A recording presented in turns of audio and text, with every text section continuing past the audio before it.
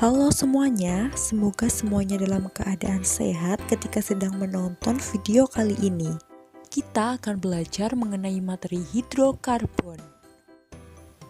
Di sini kita akan memenuhi dua kompetensi dasar, yaitu kompetensi dasar 3.3 dan 4.3, di mana kita akan belajar mengenai reaksi pembakaran hidrokarbon dan juga dampak dari reaksi pembakaran hidrokarbon itu sendiri.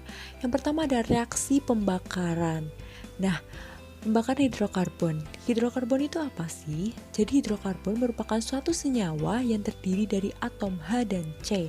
Sedangkan pembakaran merupakan sebuah reaksi yang melibatkan oksigen atau O2.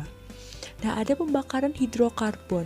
Pembakaran hidrokarbon dibagi menjadi dua. Di sini ada pembakaran sempurna dan yang kedua ada pembakaran tidak sempurna. Ada reaksi pembakaran sempurna dan tidak sempurna ya. Tadi kan sudah dijelaskan bahwa dibagi dua. Nah, pada reaksi pembakaran sempurna yang pertama, di situ kita bisa lihat bahwa reaksi yang terjadi yaitu ada reaksi hidrokarbon bereaksi dengan O2 atau oksigen akan menghasilkan CO2 atau gas CO2 atau karbon dioksida dan juga H2O atau uap air. Untuk contohnya di sini kita punya C3H8, di mana pada C3H8 reaksi dengan O2 atau oksigen akan menghasilkan gas CO2, karbon dioksida dan H2O. Nah, di sini kita juga jangan lupa untuk menyetarakannya karena kan di situ reaksi yang di atas itu belum setara karena atom yang di sebelah kiri harus setara dengan atom yang ada di sebelah kanan. Nah, di sini akan dihasilkan C3H8 dan 5O2 menghasilkan 3CO2 dan 4H2O. Nah, selanjutnya di sini kita memiliki pembakaran tidak sempurna. Untuk pembakaran tidak sempurna, reaksi yang tersebut adalah hidrokarbon bereaksi dengan O2 akan menghasilkan gas CO atau karbon monoksida dan H2O atau uap air. Nah, di sini kita memiliki contoh dari reaksi pembakarannya ada C8H18, di mana C8H18 bereaksi dengan O2 atau oksigen akan menghasilkan gas CO atau karbon monoksida dan H2O atau uap air. Kemudian jangan lupa juga untuk disetarakan antara ruas kiri dan juga ruas kanan itu harus setara, yaitu ada C8H18 bereaksi dengan 16 setengah O2 akan menghasilkan 8 CO atau karbon monoksida dan 9 H2O. Seperti itu. Dari penjelasan serta contoh yang tadi sudah dijelaskan, bisa kita lihat perbedaan antara pembakaran sempurna dan pembakaran tidak sempurna terlihat ya. Di mana pada pembakaran sempurna dihasilkan gas CO2 atau karbon dioksida, sedangkan pada pembakaran tidak sempurna dihasilkan gas CO atau karbon monoksida. Untuk lebih memperjelas saja bagaimana cara dari menyetarakan suatu reaksi, yang pertama di sini kita memiliki atom C berjumlah 3. Maka atom C yang ada di ruas kanan, di mana C di sini ada CO2, C yang ada di sini juga harus berjumlah 3. Sehingga di sini tinggal menuliskan koefisiennya berarti adalah 3. Nah, kemudian di sini kita punya H. H di sini kita punya 8. Maka yang ada di ruas sebelah kanan juga harus 8. Berarti di sini kita menuliskan koefisien dari H2O adalah 4. Nah, setelah seperti ini, kemudian kita lihat pada O. Atom O sebelah kiri ada O2, maka yang ada di ruas sebelah kanan juga harus sama. Nah, kita lihat nih, atom O yang di sebelah kanan itu jumlahnya berapa setelah kita tambah koefisien. Di sini pada CO2 O-nya berjumlah 6, sedangkan pada H2O O-nya berjumlah 4. 6 ditambah 4, O-nya ada 10, berarti yang ada di ruas sebelah kiri juga harus 10. Dan di sini kita udah punya 2, maka koefisiennya adalah 5 O2, dan ini adalah reaksi yang sudah disetarakan. Nah, selanjutnya kita memiliki dampak dari pembakaran hidrokarbon. Apa sih? Nah, di sini ada pencemaran udara pada dampak pembakarannya. Nah, Gas-gas yang berbahaya yang timbul akibat adanya pembakaran hidrokarbon itu sangat berbahaya bagi lingkungan dan juga bagi kesehatan kita, sehingga itu bisa kita sebut sebagai pencemaran udara. Nah, gas-gasnya itu salah satunya ada gas CO2 atau karbon dioksida, kemudian ada gas karbon monoksida atau gas CO, kemudian timbal PB itu juga sangat berbahaya terutama bagi anak-anak yang kecil atau ibu hamil, itu juga sangat berbahaya gitu ya. Kemudian CXHY atau partikulat karbon, kemudian ada SOX dan NOx seperti itu. Nah, itu adalah macam-macam gas yang berbahaya yang timbul akibat gas pembakaran hidrokarbon.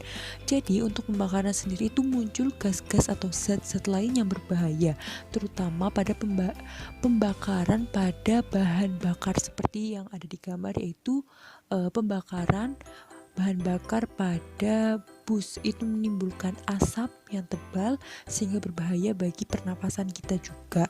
Hubungan dengan pencemaran udara, akibat pencemaran udara tersebut juga akan berakibat adanya efek rumah kaca dan juga hujan asam. Pada efek rumah kaca ini, di mana efek rumah kaca sebuah perumpamaan, di mana akibat adanya efek rumah kaca, atmosfer kita yang awalnya itu tidak penuh dengan gas-gas lain sehingga menutupi atmosfer kita dan mengakibatkan cahaya matahari atau panas matahari yang harusnya masuk kemudian terpanturkan keluar, tapi malah terperangkap di dalam bumi, sehingga bumi kita ini terasa lebih panas, suhunya itu lebih meningkat dari yang seharusnya.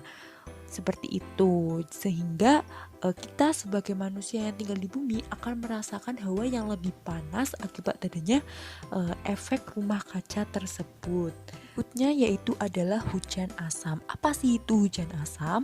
Kalau misalnya hujan pada umumnya yang kita alami itu adalah hujan biasa, yaitu hujan yang air H2O. Namun pada hujan asam itu akan berbeda, di mana dia itu tidak hanya hujan berupa H2O atau air, namun juga ada partikulat berupa SO4, di mana akibat adanya SO4 tersebut yang menghujani bumi kita, ya, adanya SO4 tersebut akibatkan barang-barang yang terbuat dari besi yang terkena oleh air hujan tersebut akan mudah terkorosi, dan itu semuanya berakibat dari gas-gas tadi itu. Ya, seperti itu. Nah, kemudian di sini ada sumber pencemaran udara. Nah, di situ bisa kita lihat pada grafiknya atau pada diagramnya, mohon maaf. Di sini ada transportasi darat yaitu 75%, pembakaran industri yaitu ada 8%, ada pembakaran domestik yaitu 8%, dan pembangkit listrik dan pemanas ada 9%.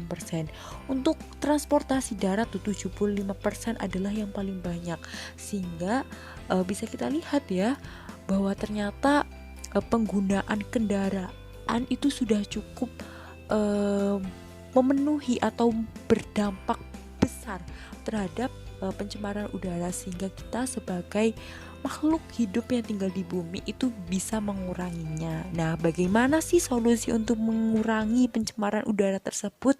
Nah, untuk solusinya ini ada beberapa ya. Yang pertama ada penanaman pohon atau reboisasi hutan yang telah gundul. Kemudian yang kedua ada menggunakan bahan bakar dengan bahan belerang yang rendah. Dengan menggunakan bahan belerang yang rendah, jadi kita bisa menekan hujan asam yang terjadi. Kemudian ada mengurangi pembakaran yang berlebih seperti pembakaran sampah, limbah-limbah sampah, itu sebaiknya juga dikurangi. Itu memberikan sebuah solusi, tapi akan menimbulkan masalah yang baru, pembakaran sampah. Kemudian ada menggunakan bahan bakar alternatif. Selanjutnya ada penggunaan konverter katalik pada sistem buang kendaraan, di mana kendaraan yang mengeluarkan gas-gas yang berbahaya dengan menggunakan konverter katalik itu akan mengeluarkan gas yang lebih ramah lingkungan. Kemudian yang terakhir ada penggunaan EFI atau electronic fuel injection, di mana dengan penggunaan ini itu akan menghasilkan pembakaran yang sempurna sehingga mengurangi emisi gas polutan. Seperti itu. Nah, terima kasih kepada kalian yang sudah menyaksikan hingga selesai. Semoga ilmu yang Ibu sampaikan dapat bermanfaat bagi bagi kalian semua. Cukup sekian, sampai jumpa di lain waktu.